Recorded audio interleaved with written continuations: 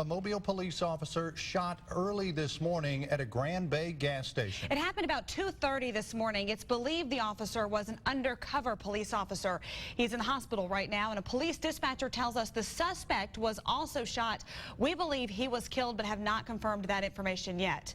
News 5's Chad Petri joining us now live from the scene of that shooting with the very latest. Good morning, Jessica. Chad. Good morning, Bill. And as you can see behind me, Mobile police still out here this morning, and what we're dealing with is still a developing situation. Again, what we were told from earlier this morning is that it really started with what appeared to be an undercover drug deal at this Waffle House just a few feet away across the street, and something went wrong. That's when undercover police officers came to possibly arrest that suspect, but he got on his motorcycle and raced away. I'm going to back away a little bit so we can get a better view of this gas station over there. You can see that there are still a lot of police cars and officers processing the scene right now. We've also seen a couple from Mobile County Sheriff's Office.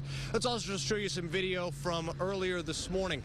So again, what we were told by Mobile Police just a little less than an hour ago is that the police officer who was shot was taken to USA Medical Center but is expected to be okay. What we don't know is the condition of the suspect. Mobile Police would not confirm his condition at this time.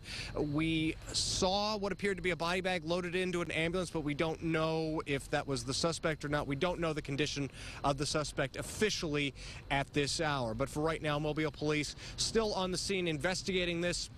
Of course, we'll bring you more information as we get it later this morning. But again, for right now, one Mobile police officer was shot, an undercover police officer shot and injured, taken to the hospital, expected to be okay. Bill, Jessica, back to you. Chad, tell us a little more about that scene and what you're seeing right now. It looks like quite a large number of officers, a big police presence out there right now. Tell us about the scene some more. Right, at least from what we've seen from the scene right now is that there are still a lot of police officers here, a lot of cop cars just looking at this. And I'm joined also this morning by Mobile Police spokesman Terrence Perkins. And Terrence, tell us what the police officers are still doing out here this morning. Well, we have officers out. We have our homicide unit out, as well as our internal affairs unit. And they're collecting evidence from this crime scene. Do we know how much longer they'll be out here processing this scene? It's going to be for several more hours. They'll be out here. And again, tell us, this was part of the Undercover Narcotics Unit. What is the proper name for that organization within the Mobile Police Department? This organization go by the name MAXENT, which is Mobile County Street Narcotics Enforcement Team.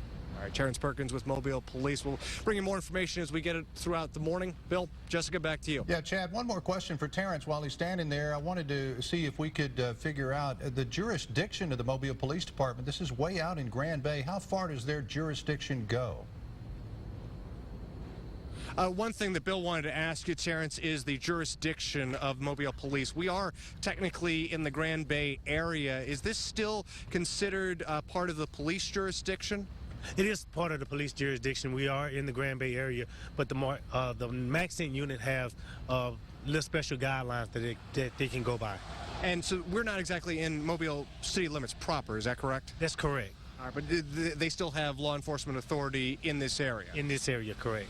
All right. Hopefully that clears that up for you. That was one of the things we were kind of talking about this morning, is the fact that this shooting happened in Grand Bay, even though it's technically outside the Mobile city limits. As Terrence just said, it's still within their police purview.